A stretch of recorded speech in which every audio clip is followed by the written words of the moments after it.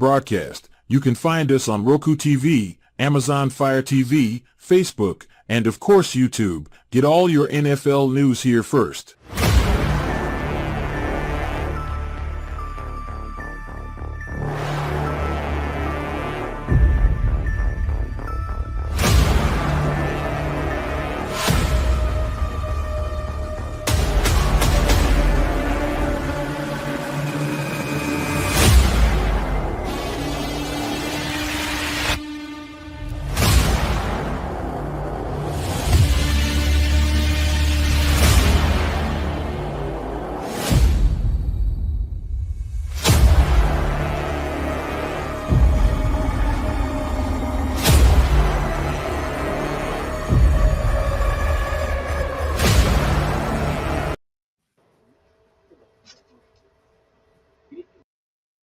To perfection, expect nothing else.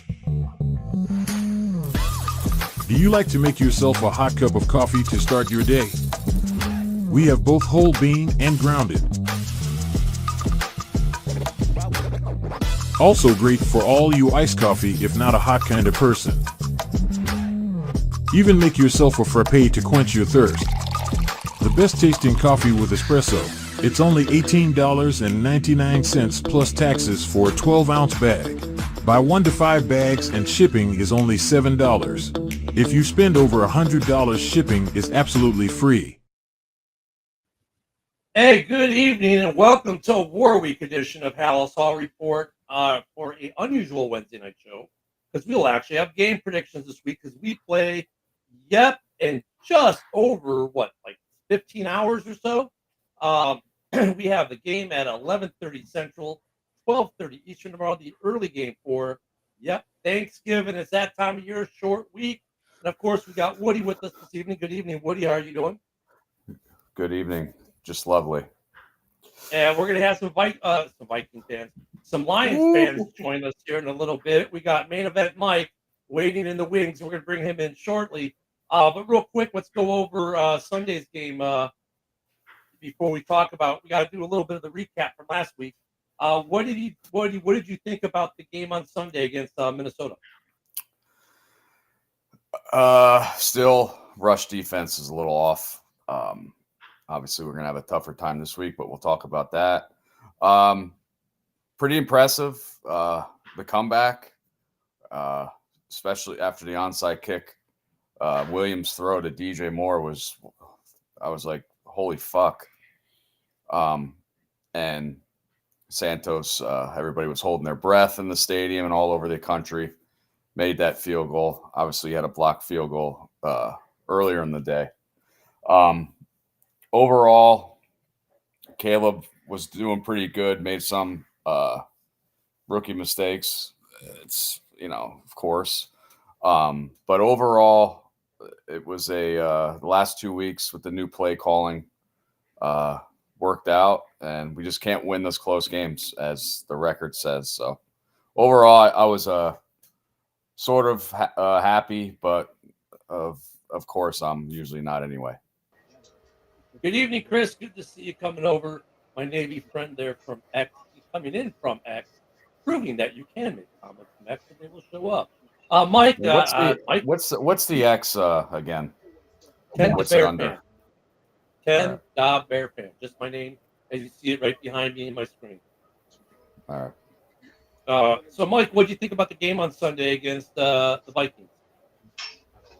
Well, I thought it was interesting. Another blown game we should have won. But, overall, Caleb Williams is improving. I like the way he's been playing. It's the 5th straight game without an interception, which is a Bears franchise record. But come back from 11 points. It was a touchdown, a 2-point, get the onside, which is the first one that's happened this year in the NFL, and then score the 3 to get overtime. And not to mention, at the end, during the coin flip, we won the toss to pretty much say we'll take the ball. And then, shit happens and lost another squeaker. So this is where we get in trouble for listening to the announcers on Fox or CBS when they're calling the game. That was, in fact, not the first onside kick recovered of the season. Because even before it happened, when I was on Bears, I'm like, we have to get the onside. You know, there's only been like 2 all year that have been recovered, and then the announcer, oh, it's the first one. It wasn't Yeah, the first one. There was one. Yeah, earlier. the announcers on Fox said there was 9 attempts this year, 0 recoveries. Yeah, but they were in fact wrong. And we said on the morning show, JB's like, wait a minute, that's what I thought too, and he brought the numbers up. But for me, I mean, look at the growth of Caleb Williams. We're seeing that to engineer this comeback. We're seeing that, and then his first ever extra time game, he took the sack that cost us the game. You know, he should have gotten rid of the ball, and he did. Rookie mistake. I don't know what's up with the defense this year, playing this prevent nickel stuff. Oh my God. Our PFF grades in the base are phenomenal. In the nickel, huge drop off. So I don't know what they were thinking, but still, look, we got a top 10 defense still. I think we're 10 or 11 right now in defense. Number 1 in the NFL in the red zone. So I mean, it's looking much improved. Liking the OC change. Thomas Brown's doing awesome so far. We'll see how that continues when we bring main event on and we talk about tomorrow's game, but we'll see how he continues there. Yeah, and I'll tell you one thing though. We were talking about this morning on the morning show, and JB was saying, "Look, I think it was either JB or Rob was saying you guys got to blitz him." And I didn't think about it throughout the week I was watching the games, but looking back in hindsight, he's not wrong. And ever since Brisker got hurt, we're not seeing those Kyle Gordons with kind of blitzes, and they. So if I have any complaint about the defense, the way Eberflus is calling it, or not calling it, it would be, dude, what happened to the blitz packages? Like we're not blitzing at all. Kyler Gordon, another great game. Yeah. He's just all over the field. You know, JJ disappointed me on Sunday, and that'd be Jalen Johnson. I don't know. Something's not right with him. Totally. So, but yeah, rush defense is key, or Jared Goff won't have to throw tomorrow. So I mean, with JJ, you had some penalties. He's still look at. I mean, JJ on JJ. Neither JJs were major factors in the game, which means that our JJ did his job more than their JJ. So I don't know. I just we need to see some more blitzing. That's what we need to see more of, and we're not. I don't know. We'll see. We got a long time to talk about tomorrow, and we're going to start that right now. We're bringing to the stage the man who used to be, I don't know if he's still going by, it's been a minute, used to be the king of Sting. He is a rocker. He is a thrasher. He has his own metal cover band. Yep, it's Main Event Mike. Good evening, Mike. Good evening. No, it's an all original band, Ken, but thanks for the plug. Oh, I thought you did covers. I thought you guys. No, I retired from covers and I retired from trash talk. No more King Sting, none of that. Now I'm just Main Event Mike from the Villain Squad. I do the Main Event football show on the Roku Huddle Sports Network every Monday at 7 p.m. Eastern Time. That's Eastern Time. So you made the switch from cover to original, though. That's awesome. I've always had to have two bands. I've been a singer in Michigan for 30 years. I played everywhere from Mackinac to Toledo and every bar and casino and wedding in between, all of it. And after a while, I just got tired of chasing that extra money that I would make pretty good money tax free, by the way. But now I just make my own music and do about 6 or 7 shows a year. Play with some national acts. We get some really good gigs. So but right now I'm all about Lions, man. That's where it's all at. I'll say, don't let Isaac hear you. He might send his cronies after you. Looking for some taxes, Isaac, the Packer fan. So look, you guys have been on a roll, dude. I mean, I think you guys are playing on a completely different level than most of the NFL right now. You guys got to be feeling pretty confident coming into tomorrow. Wow, as a fan base, we don't know how to act. So, 10-1. This is new ground for us. I'm a fairly old man, and I can tell you in my lifetime, I've never seen anything like this. I was saying this on the program on Monday night. Really feels like a golden age of Lions football. we're going to look back on this. Our grandkids are going to say, I remember I became a fan when that Jared Goff led teams. Remember them Goff teams they had there, the Dan Campbell years? And we're going to look back at this as a golden age of Lions football, just like our grandparents looked at the Bobby Lane years, right? It's not your dad's Lions. Hell, it's not your grandparents' Lions. It's your great-grandparents' Lions. So, super stoked. Haven't won on Thanksgiving since 2016, but we are smashing all of those trends this year. We hadn't beaten Seattle in forever, hadn't beaten Dallas in forever, and we've smashed all of those narratives, all of those storylines. So, well, Woody actually has a good stat for you. Woody has a good stat for you for tomorrow's game. You're going to win tomorrow because it's what, every seven years, man. You got it. Right. Well, the Lions, there's this crazy thing about the moon. I don't know if you guys know about this, right? When the moon is in a certain phase on Thanksgiving, the Lions have never won.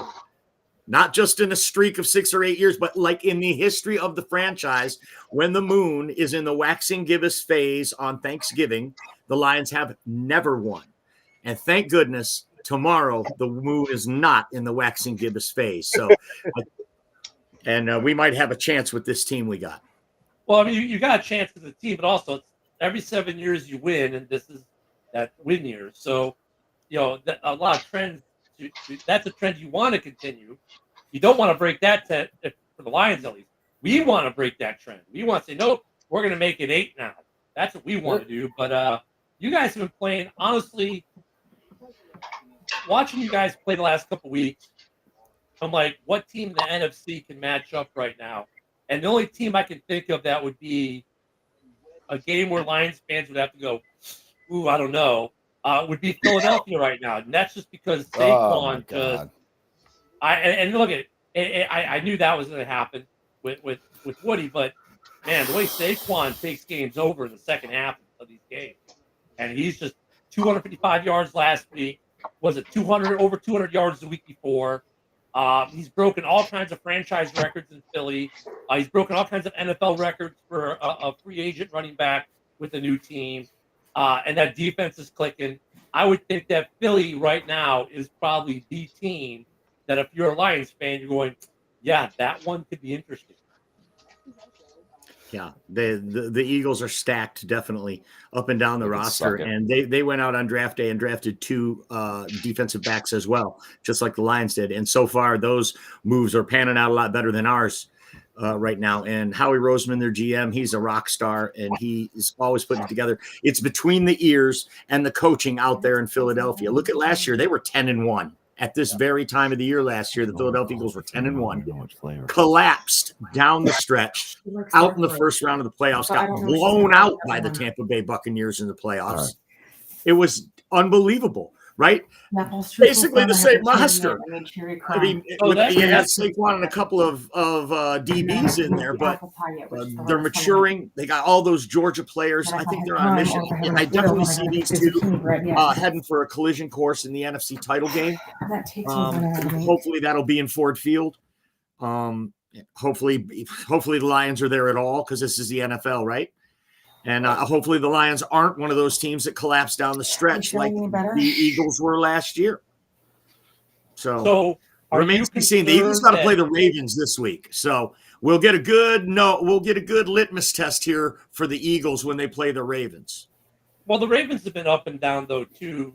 But that's going to be a good game, don't get me wrong. But the Ravens have been a little up and down, inconsistent. But for you guys, are you worried that maybe like the Eagles last year, the team might have hit a stride too early, and that could maybe negatively affect the playoff run? For the Eagles? No, for you guys. Looking at what the Eagles did last year, being 10-1 at the same point, and what happened to them, I mean, are you concerned at all that the Lions may have peaked a little early or started this? Yeah, you want to be the hot team going into the playoffs, right? That's what they always say. Yeah. And as a Lions fan, we have what's called PTSOL, with post-traumatic same old Lions, because we've had our hearts ripped out so much. We've been losers for so long. PTSOL is a registered trademark of the Villain Squad 2023, all rights reserved. Jesus Christ. Woody, Woody. God. But Wow. So there's trepidation to answer your question, Ken. Yeah, there is. Right now, everybody's feeling flying high, but I don't see anything in this team where that could happen. They don't seem to have those characteristics of teams that collapse, where they have fighting on the sidelines and the coaches lost the locker room, and the coaches fighting with the fans after a game that they even won. That's Sirianni. They don't have Matt Patricia anywhere on the staff. I don't see any holes like that for this Lions team to break down.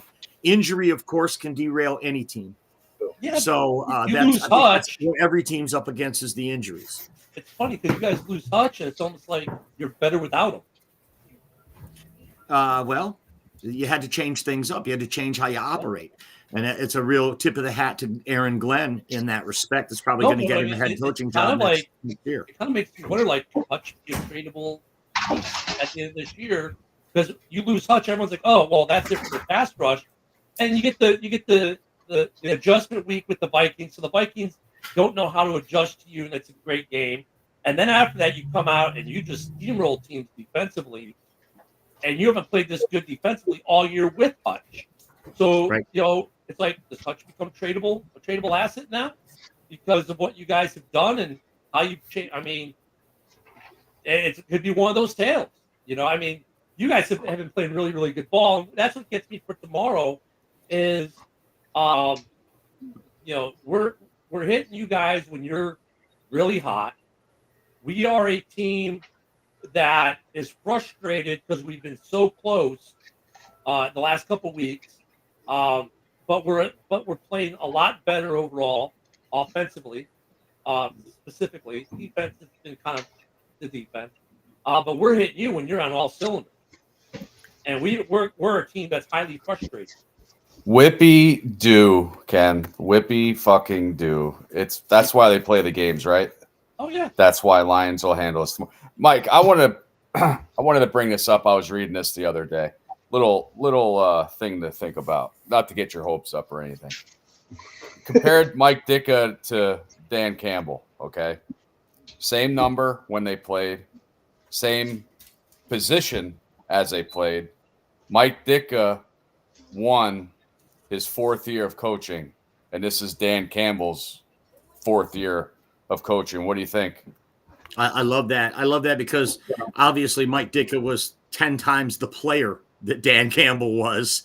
I don't think there's any question about that. But they're cut from the same cloth in that same old school of tough, football players, man.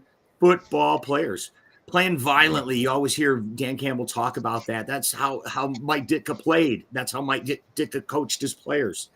And I think there's some parables there between those two coaches. I like it.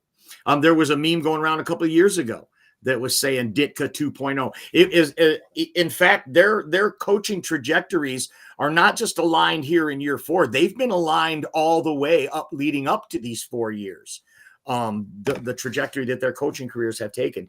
And it's an exciting time in that respect because Lions coach. Name the last Lions coach that went on to be a head coach again. None. There are literally none that have gone on to be head coaches in the NFL again.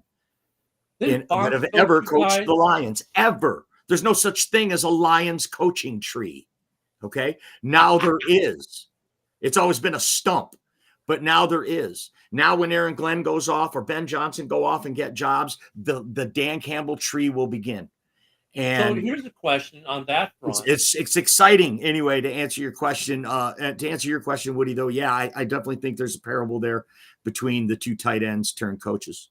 So you're pretty excited after that 4 year. So this is Dan Campbell's 4th year. So is that like a given on how they're playing right now? No. I think it's got to do with Brad Holmes so much of pulling talent. When you hit in the late rounds, when you're hitting 5th and 6th round players that are on the field right now contributing, and you've got 3rd round players that are looking at maybe making a Pro Bowl, you're plucking winners, you're beating the odds, and these players are developing faster because they've got good coaching and good strength and conditioning in place now, which we never had before. Everything was always a mess in Detroit. Players never wanted to come here, but everything has been organized now, and people want to come here, and we're set up for success. Even if we don't win the Super Bowl this year, we're set up for success long term. Right. So, Mike, that brings the next question. Because you mentioned a tree. How confident are you that your OC or your DC or both will bolt for head coaching jobs at the end of this year? I feel pretty strongly that both coordinators will probably be gone next year. But I said that last year. I said that last year. So who knows? Ben Johnson obviously bucked a few offers to even interview and decided this is where he wanted to be. Who knows what it'll be next year? I think that's the kind of thing no one can really predict. What's in a man's heart? What's in a man's head? You know, would you want to go work? Would you want to go work for Jerry Jones? I wouldn't. No, I wouldn't. Hey, welcome to the show real quick. Bear fan Dan, good to see you this evening, Dan. It's been a minute. I hope you I know you were having some stuff. Hope you're feeling well. Dan, you lost your hair. What's going on? You feeling all right? Yeah, trying to shave it. Oh. So, Mike, can we terminate these rumors? Because I'm hearing them all over the place. Because everything's true on the fucking internet, correct? Is that true? Must be. Right. Must be. Ben Johnson going to Chicago. Do you think anything of that? Like, do you think Ben Johnson would do that? Again, no one knows what's in a man's heart. I think it begs the bigger question: what jobs would be available? Right. And so measure them all up and put yourself in Ben Johnson's shoes. You could go to New Orleans, love them jumbo shrimp, right? You could go to New York, big money, opportunities. You can go to the Jets, right? You could possibly go to the Eagles. If the Eagles fizzle out, would Sirianni be gone? Hell yeah, maybe. But that's the job Belichick wants, they say. The Dallas Cowboys, who the hell wants to work for a nutcase like Jerry Jones? Especially as a first-time head coach. Yeah, so what jobs are out there for Ben Johnson to take? I love Aaron Glenn to the Jets. It's his former team. He was a first-round draft pick by the Jets. They love him there. He's a legend there. They have great defensive players. And if he brings in a hot, fresh offensive mind to run the offense for the Jets, I love Aaron Glenn going to the Jets. I like Deion Sanders. I love these rumors of him going to the Cowboys because only Deion has a personality big enough to outshine Jerry Jones there in Dallas. It would make players want to come to Dallas. It would return that swagger to Dallas. I love Deion to the Cowboys. So, where does Ben Johnson go is a better question. And if none of those places, and he said this last year, if none of those places are utopia, if they're not exactly what he wants, why would he leave? Well, he goes with Woody's twin brother, JB, because JB is now Woody, it looks like. Welcome to the show, JB. It didn't give me an option to set up my name before I hopped in because I'm a part of Restream, Yeah, I know. No, but, glad to have you, Woody. The thing with Mike that with hold on. I got to screenshot this to blackmail Jared later. He changed it. Too late. The only thing with Deion, the way I understand the whole thing with Deion is, he wants to go to wherever his son goes, and if he goes to Dallas, then you wonder, well, what happens with Dak? Blah blah blah. We talked about that in the morning show a little bit, but no, I mean, you guys are with your coaching situation, you could be, to answer Michael, the Bears aren't firing anyone tomorrow, at least head coach wise. The Bears have never fired a head coach in the middle of the season. They're not going to start now. Nice try. We got a season. We still got some games to go, and then Foles will make his decision then. But for you guys, I think that's interesting the way you framed it, Mike, with Ben Johnson, because if there is not it's not just can he get hired? It's like, do you want to go to a certain place? Like, if you're Ben Johnson, do you want to go to Carolina, or do you want to go to NOLA? And if NOLA's a place you think you can work with as your first head coaching gig, then you go there. But you're not going to want to go to, if you're Ben Johnson, you're like, Dallas? Oh, hell no. Not as a first-time head coach with Jerry Jones there. I think it's interesting that you mentioned Carolina because Ben Johnson's a Carolina native. Yeah. And that would be a perfect job for him, except Dave Canales is doing a pretty damn good job over there, and he's turning Bryce Young into a legitimate quarterback, it seems like. So that job isn't even open right now. Yeah. But maybe Ben Johnson bides his time, waits for that to fizzle out in a year or two, and maybe he could swoop in. Maybe that's his dream job there. That's where his family's at. And there seems to be this thing with former players from franchises becoming head coaches and having a lot of success. Look at Ron Rivera. Ron Rivera never was the head coach for the Bears, but yeah. But if you look at like AP, he had some good success. They love him there. You look what's happening in Houston. It should be interesting, but you look at we've got what 6 games, right? 6 games and the playoffs to go for the Lions before we start thinking about where coaches are going to go or what coaches are going to get fired in the division or not. And more importantly, tomorrow at 11:30 a.m. Central, 12:30 for you East Coasters, we got a football game, and this could be an interesting one. I mean, look, I was like you, Woody, until I talked to JB this morning. But what? before we let I didn't JB get to talk. Oh shit! Here we go. Before we get to JB's take on this game, because I've heard JB's take, I already know how Woody's going to feel about this. Mike, what do you think about this game tomorrow? How do you think this game plays out? Is it close? Is it a blowout? What do you think? Well, I'll tell you what. The line started out at 10.5. It's now 9.5. So when the line moves, that's because money's going, and the Sharks always get in early. Right, so the Sharks are taking the points. They're taking the Bears and the points, and that moved the spread from 10.5 to 9.5 because this is a division game, and that's a lot of points. Last year, the Bears were worse than they are now, and the Lions finished 12-5, and we still had to score 12 points in the last couple minutes just to win the game. So I think sometimes you can throw the records out the door. They say that a lot. It's so cliche when it's a division game, but it's so true in the NFC North. So I think we're seeing the money was going on the Bears early. Now it's leveled off at 9.5. I still think the Lions, you look up and down the paper, you look at the paper, let's look at the tail of the tape real quick. You're looking at the offense, number 1 in scoring for the Lions, the offense for the Bears, number 22 in scoring. You look at the defense, number 2 in points allowed for the Lions, defense, number 8 points allowed for the Bears. So the Bears have a good defense. That tells you right there.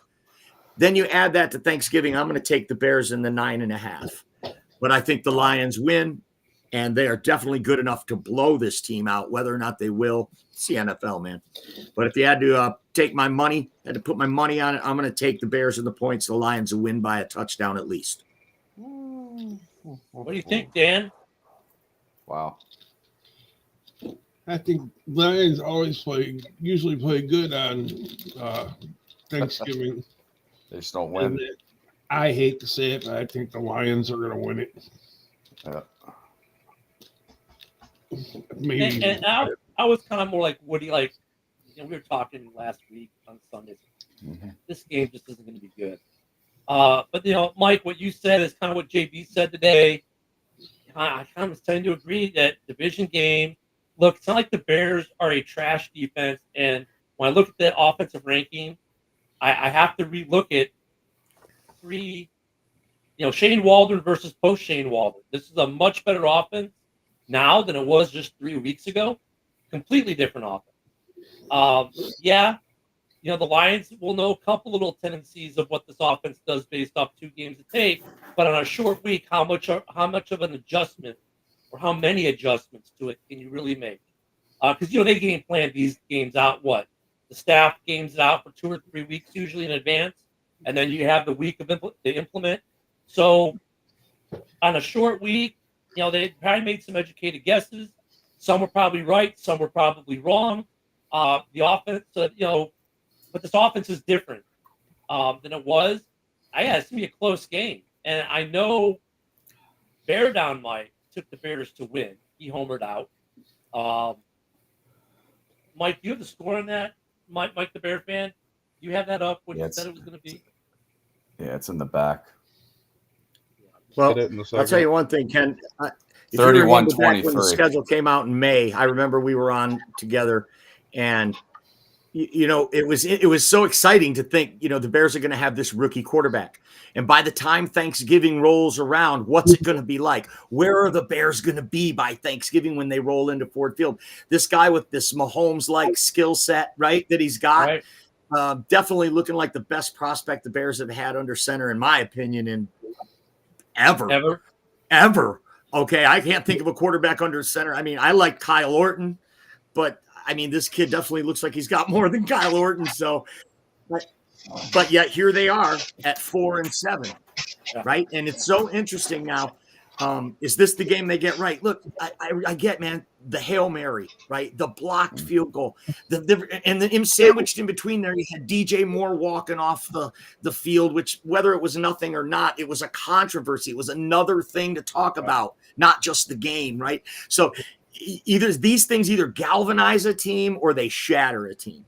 And if they come into Ford Field and win on Thanksgiving, folks, all those other things are going to be forgotten that fast, okay? Yep. And don't think for a minute the coaches aren't telling them that.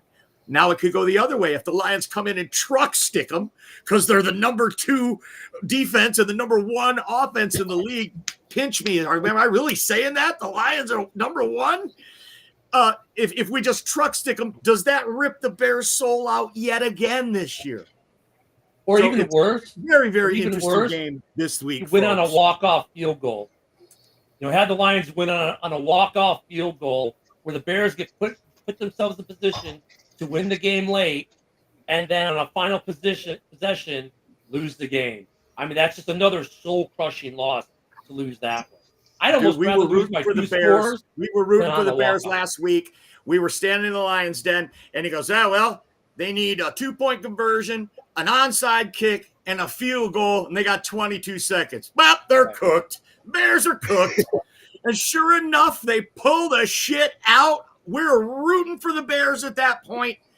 And then on that drive, I saw Caleb Williams do some really great stuff and some really bad stuff. Sliding in the pocket awareness, eyes downfield, just what you want. Guys wide open. Sailed it over his head on a crucial drive in overtime. Well, but folks, that's the stuff you can clean up. That's the stuff that get better. The other stuff you can't teach, and he's got that. Believe me, he will hit that open receiver in the future. He will clean that up, and these guys are going to be dangerous, and Caleb Williams is going to be dangerous. I just hope it's not a Thanksgiving Day in Ford Field is where the day he gets it right. Well, Mike, the Bears fan, has some interesting stats about where Caleb is in his Bears career. I know he's been chomping at the bit to get him out. So, Mike, why don't we get those stats from you real quick? Well, there's quite a few, actually, but a couple of them stick out for me. Like 5 weeks in a row, not throwing an interception. First time for a Bear ever to do that. He's improving. Obviously, he's the franchise leading passer, which Justin Fields has 44 games under his belt, and Caleb Williams only 11, and Caleb's got 300 more passing yards than he does. But the number that I like to see is 276. An average 276 yards per game will put him at 4K. That's what I want to see. So he's got a shot to finally beat Eric Kramer's passing yardage record. Yeah, it's definitely a possibility he could get the 4,000. But at the same time, through 12 weeks, the punter still has outkicked what Caleb Williams has thrown by 200 yards.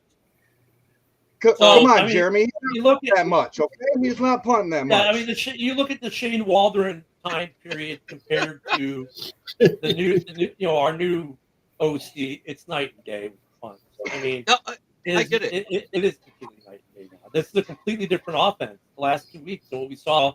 And look, I think Shane Waldron coming into the bye week, people thought, well, okay, learning the offense, learning the players. They've won 4 games. They're okay. Then you go to Washington. I'm at that game. The first 3 quarters, you look like trash. But then you have a fourth quarter comeback. And you lose on a Hail Mary. So people still like, well, but this. And then they go to Arizona. And we start to see the visions and the cracks in Shane Waldron. Coaching and offense. That's the game where DJ walks off the field, right? Then the very next game is New England. And Shane Waldron's on the bench talking to Caleb. Caleb turns his head, rolls his eyes like, what the hell is this fool talking about? That's when you knew this team was lost their OC. They make the change. We bring a new OC. The whole vibe is different. The way Caleb is playing is different. The energy is different. His receivers' energy is different. That's what's going to be interesting to see tomorrow against this Lions defense. Because you guys are number 1 in the league or number 2 in the league against the run, where you are susceptible a little bit on the pass. And that's where Caleb's been doing better lately. It's a tough one. But where we're doing better with the pass is we don't give up the stuff underneath, which is where Caleb has been thriving of late, especially in the fourth quarters. If you look at the last couple of games, he's gotten over a third of his yards in the fourth quarter. Why? Because all these teams have gone to a soft zone defense, and that is something Caleb can read. When they're in man defense and they're blitzing him is when he struggles with his accuracy. That is what I've noticed because I have been watching the games. I wanted to pay attention to that specifically.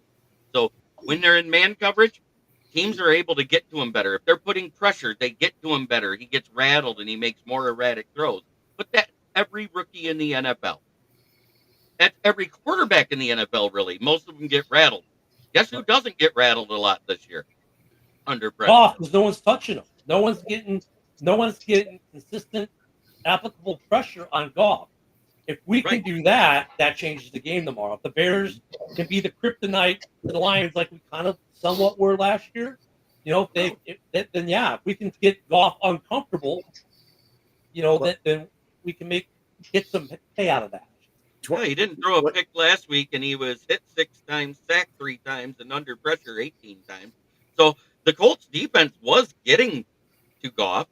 It just doesn't rattle him anymore like it used to because he got that confidence last year where he was the most confident quarterback under pressure in the NFL with a completion rate over 73% and had over 2,800 of his 4,500 yards under pressure. Well, I'll tell you another thing is third down. The Bears are terrible on third down. They're ranked 29th in the league on third down. And you cannot run on the Detroit Lions. And running offense, Bears rated 23rd in the league running team. Okay. And you can't run on the Lions anyway. We make you one-dimensional. And like you said, Ken, you can throw on the Lions between the 20s. We give up a lot of yards. If I was telling somebody earlier, let's make a DJ Moore prop bet for tomorrow. His over-under is 60 yards, even money. For DJ Moore to go over 60 receiving yards. That seems like a lock to me. Every wide receiver one has been having their way with us, right, Jeremy? I mean, if you look up and down the stat sheet in every game this year, every of the opposing team's wide receiver gets a lot of yards, but no TDs. So real quick, Mike. I definitely like that, but third down's going to kill the Bears if they can't get off. They're 29th in the league on third down, 32.3%. That's where the Lions have been so good in the red zone. One thing going for the Bears, though, they are 5th in scoring in the red zone. So they're one of the best teams we've faced so far in the red zone. And they're one of the few teams that can run the ball in the red zone. And having a mobile quarterback is going to help the Bears. If the Bears are smart, they would get Caleb out. He should have over 50 yards rushing if the Bears want to win this game. So Mike, real quick, and I wasn't trying to cut you off, but I was trying to correct you because you're right and you're wrong. Bear with me. Wow. On third down conversions, 2 weeks ago, 9 for 13, and 3 for 3 on fourth down. Let me pull up last week's game real quick and see what. I'm talking about your average for the year. I know. 32.3% on third down. I get what you're saying because you're looking at the whole season, but offensively, this team is different the last 2 weeks than it was the entire beginning of the season. You see what I'm saying? Stats are stats, right, Mike? Right. We haven't given up a single touchdown in 2.5 weeks. Right. So, but that's our defense is still ranked what it's ranked overall. And it's not that great, honestly. And I think there's some injuries that are going to affect this game too. The safeties for Chicago, we know Brisker's on IR, but it's now been announced downgraded. Hicks has been downgraded. Elijah Hicks from questionable to out now. So Elijah Hicks is not going to play. Taylor Decker also ruled out for the Lions, and Carlton Davis on the edge. That's going to be big for the Bears. It means you get to throw against Kindle Vildor. Okay, that's going to be big. But with those safeties being thin over the top, I think that if we can establish the run, the little play action, I think we can get a couple big plays over the top on Chicago because we're going to hit them where they're hurting. And that's going to be a tough day for the Bears if the Lions get out in front with a lead, for sure. Last week, the Bears. But isn't your injury list a little bigger than that? You No, got because St. Monty Brown that's and shoulder banged up, Montgomery are and St. playing Brown's- tomorrow. Monty and playing. St. Brown are going Tomorrow. to play. They're going to play. They're They're playing. playing They was So already last announced week, today. Last week, the Bears were 6 for 17, 35% on third down, 2 for 3, 67% on fourth down. I wanted to dig that out for Mike there because the part of the contention there is that What were they on third down? Last week they were bad actually compared to the week prior. It was let me pull it back up again. I scrolled 32 up, point something percent. That's their average. 35%. Yeah, they were 35%. 32.3 is their average. So yeah, I'll a little stand by above what I average. said. They suck on third down. But for the last two games, like overall, they're better than that average. I'm looking at the offensive stats basically the last 2 weeks, not the whole season.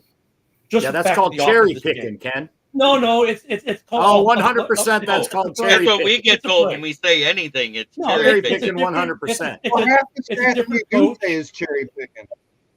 Yeah, I know. That's always cherry picking. No, but look, you make a coaching change with your OC at that point. So for purposes of the way the game Okay, is you got a changing, valid point there. It's a whole new offense with a whole new Yeah. coordinator. I get that. Yeah. That's the only reason why. I mean, you look at the Shane Waldron weeks. Now we're going to look at the Brown weeks, and there's going to be a comparing that with polls to see whether he's going to retain him as an OC or not at the end of the year. But it's a totally different team now than it was just 3 weeks ago. And what we're seeing too, I think, from Thomas Brown calling the plays in Chicago is he's getting his quarterback more into a rhythm. He's doing some quick throws. They're changing up first down. With Shane Waldron, it seemed to be every freaking play was drop back and throw, drop back and throw, drop back and throw, 3, 5, 7-step drop. Every play was getting ridiculous. And this guy is definitely trying to get some more high percentage stuff going and trying to get the team and the offense into a rhythm.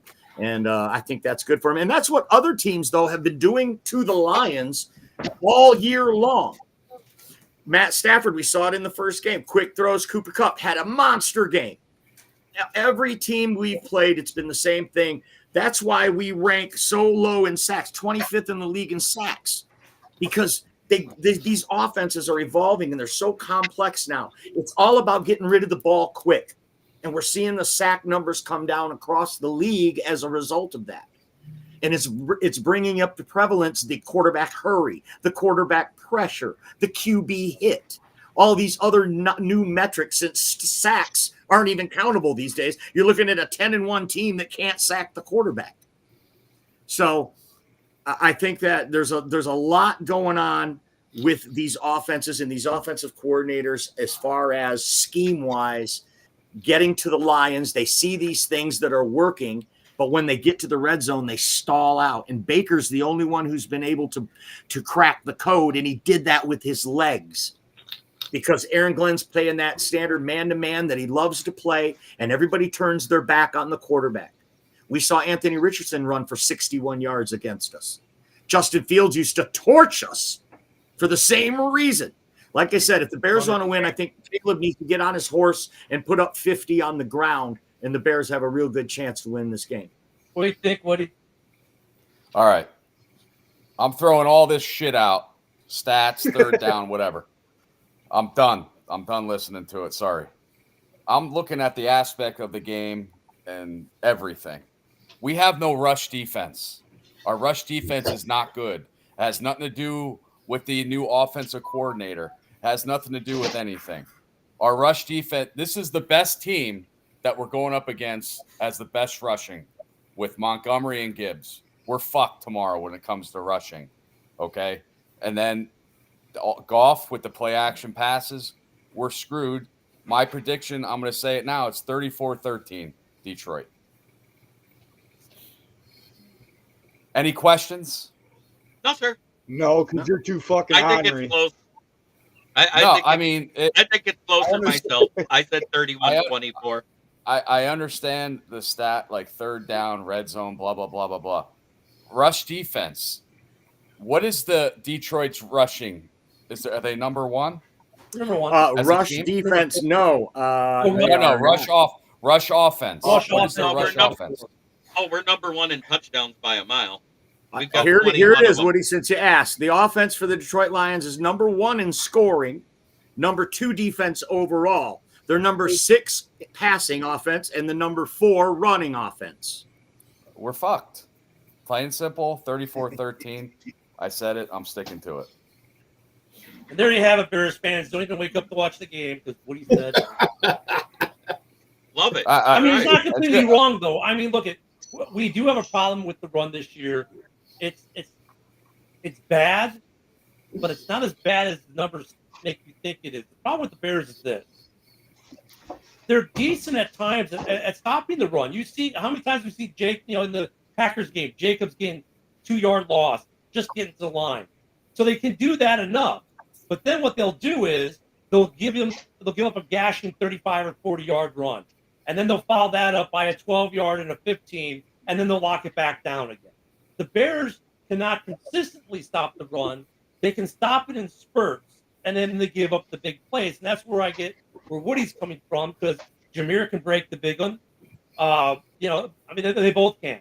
They both can break off these big chunk runs, which the Bears have been shown that they're prone to give up at least 2 or 3 in a game.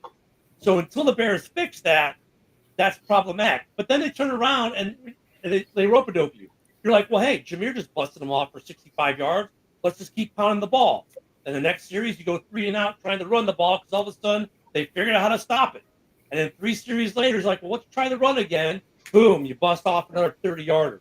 I mean, that's the weird thing about this Bears run defense. They're good, really good in spurts. But then they let you drop a big chunk play and make them look like they suck. Mm-hmm. Well, the Montgomery, for example, too, can turn a negative 2-yard run into a 10-yard gain. You can. What, number 1 in the league, probably in broken tackles. Second And only to King Bears Henry. Bears have a big problem with tackling, missed tackles, big time. Well, Monty nursing a shoulder injury on 3 days rest. So even though it's against the Bears, so I'm sure that has a lot to do with why he's even going to suit up. It's his old team. But But I think they're going to have him on a snap count. I really do. I don't think he's not going to be the lead the feature back tomorrow, but I do think he's going to get the goal line carries because it's against the Bears. Because look at it this way too: if you're the Lions tomorrow, okay, if you lose this game, does it tank your season? Yes. Does it kill you? 100% it does. Well, hold on, JV. Or does losing Montgomery for the rest of the season on an injury hurt you more? 100%, I believe, yes. That would hurt you more. Yeah. But at And that's the what I same was getting time, at, JV. losing a game in this, it's a divisional game and seeding for number 1 seed overall. However, It again, will behind hurt. this offensive line, Craig Reynolds might be getting 4 or 5 yards a carry. Yeah, I mean, but JB, that's what I'm saying. Is like, if it comes down to do I push Montgomery to a point where if I injure him, I lose him for the rest of the season for this one game?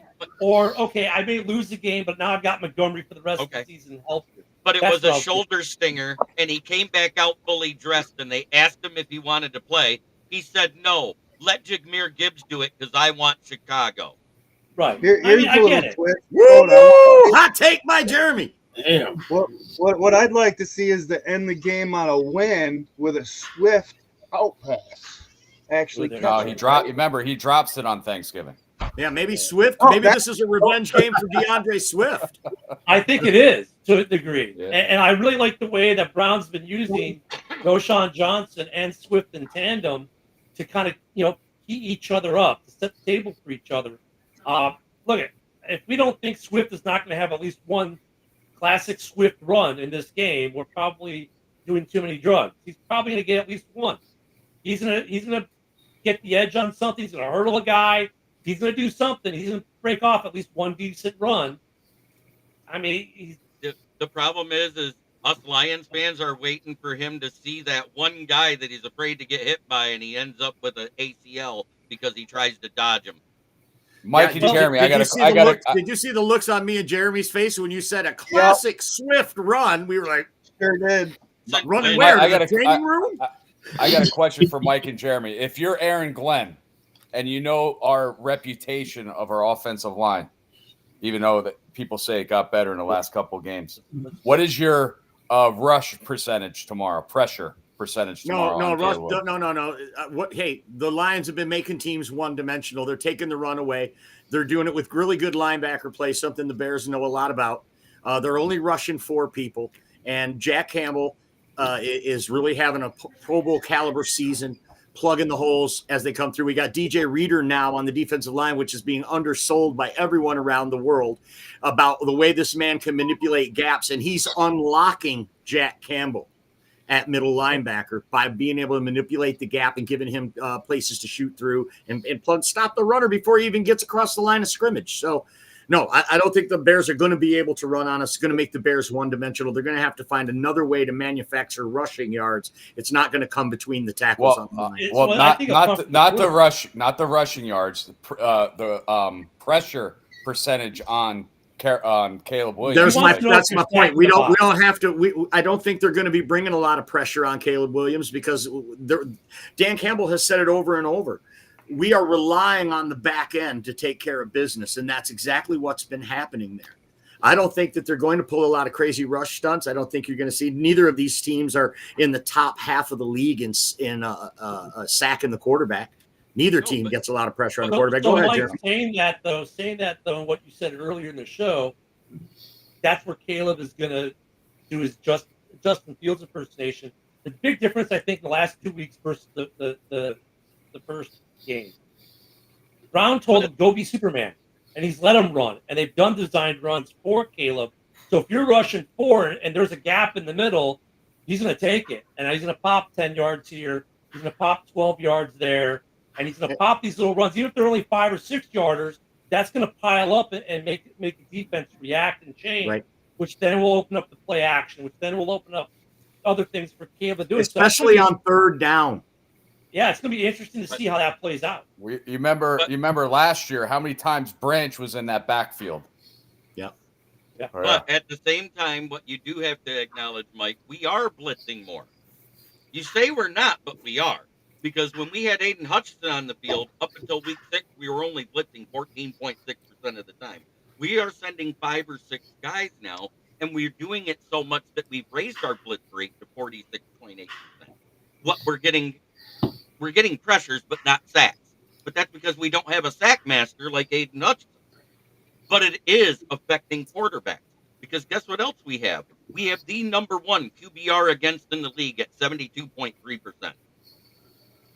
You know, Barry, you're not wrong there. I think it's the fear of every team with a quarterback that does any kind of running. All right. Yeah, because he's got a show on next. Roundtable's on right after we are here. So join JB and the crew for that one for other week predictions. Barry says, hey, Caleb is going to get injured if he keeps running.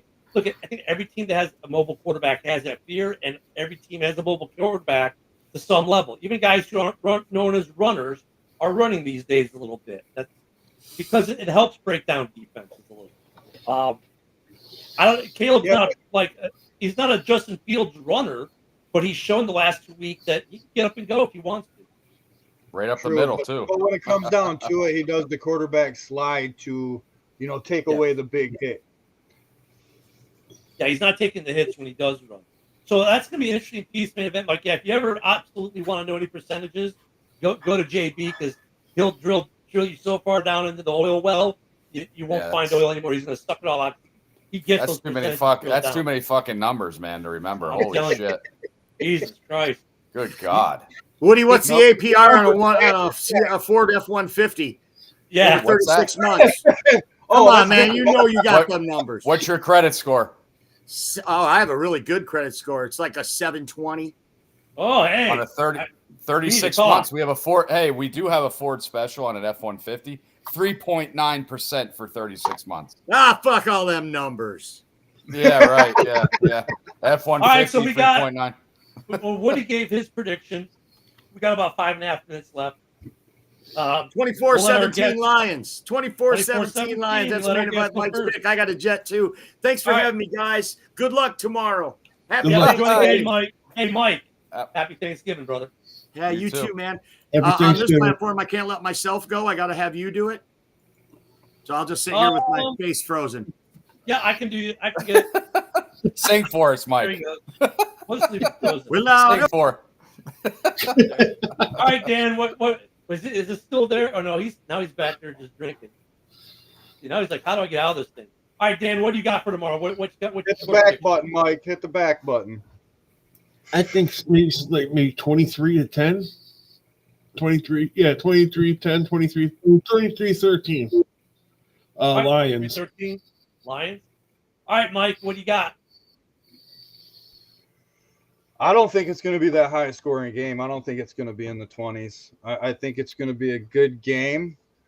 I'm going to say 17-16 Bears. Oh my God, Mike. I'm with you. I'm gonna push the envelope a little bit though. I'm gonna call it 21-19. Santos Don't on a say it. redemption field goal. Wow. You know, you.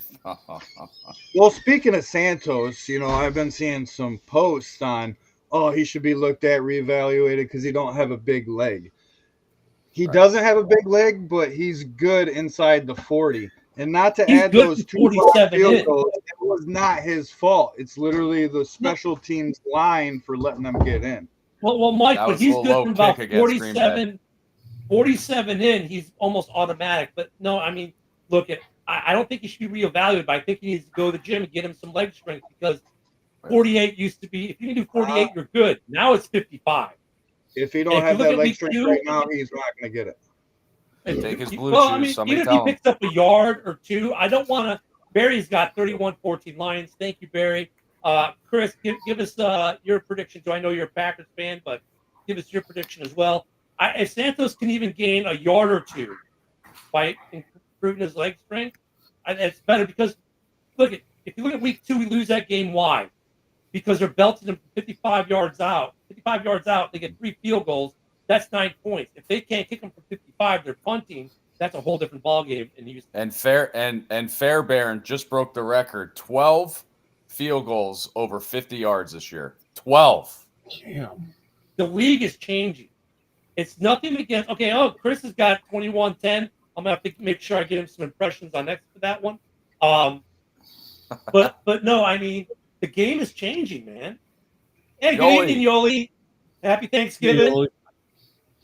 Happy Thanksgiving. I wish she spends with a bunch of Bear fans tomorrow. Yoli, give us your prediction for tomorrow's Thanksgiving Day game. No, she's got her own. She's got the Packers and the Finns. I know. Bears Lions. Give us your prediction there, Yoli. I already know you're taking the Packers in the late game. I think everyone's taking the Packers. In the 20 degrees, Tua with a concussion. That's going to be an ugly game. But I mean, Mike, the thing is, it's not a knock on Cairo. It's that the league has changed. And either he has to adapt, the team has to adapt, or we get left behind. True, but when the special teams offensive line cannot hold anybody back, there's 2 guys going straight through. I mean, you can't blame the kicker. I mean, you got to block. Well, after the second block, they did make a change to the protection, and then the block didn't happen again, right? The 48-yarder was good, and there was no problem, and they got it off. I mean, they changed the protection. But, I mean, it's also the trajectory of the ball when it leaves his foot. It's the hold. There's all that. Look, a little more leg power would not hurt Cairo. If Cairo can start knocking him in from 55 yards out, those are now possessions we don't punt. And now we kick a field goal, get points. There's a difference between punting the ball and putting 3 points on the board. They should get Taylor in there to kick long field goals. Yeah, I know. We're not going to do an outro music today, so we'll go this till, and then we'll just cut it, and then we'll start Jeremy in about a minute. So we got a minute left. Woody, why don't you give us a wrap up for the last minute and take us home, and then we'll let everyone go join JB and his roundtable next. The only way Bears win this, rush defense. Got to stop Jamar Gibbs and Montgomery. Montgomery is hungry, former Bear. He's broken tackles, blah, blah, blah. Our secondary with St. Brown, they have a lot of young receivers that are quick. And Caleb Williams, no rookie mistakes. When you have a wide open receiver, don't sail it over his head. That screwed us last week. Like I said, 34-13. Lions, happy Thanksgiving, everybody. We'll see you on Sunday. And then program note 2, got 30 seconds. That's a program note. There'll be no Ken and Ken in the morning tomorrow morning for Thanksgiving. Ken and Ken in the morning will be back on Friday morning, and we'll be back here